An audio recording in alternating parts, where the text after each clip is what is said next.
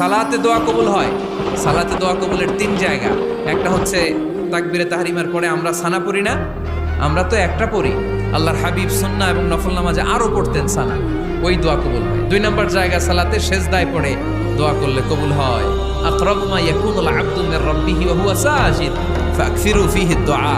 বান্দা যখন সেজদায় লুটিয়ে পড়ে বান্দা আল্লাহর সবচেয়ে কাছে চলে যায়। কিন্তু বিশ্বনবী বলে সেজদাটা তোমার রবের কুদরতি পায়ের উপরে পড়েছে। সেজদায় পড়ে দোয়া করো। সালাম ফিরানোর আগে বিশ্বনবী দোয়া করতেন, লা ইউসাল্লিমান্না আহাদুকুম হাত্তা ইয়াতাআওয়াযা মিন আরবা'a।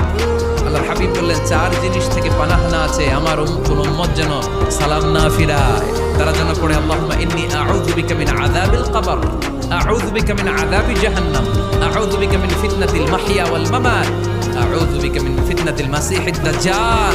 আল্লাহ কবরের আযাব থেকে বাঁচাও, আল্লাহ জাহান্নামের আগুন থেকে বাঁচাও, আল্লাহ জীবন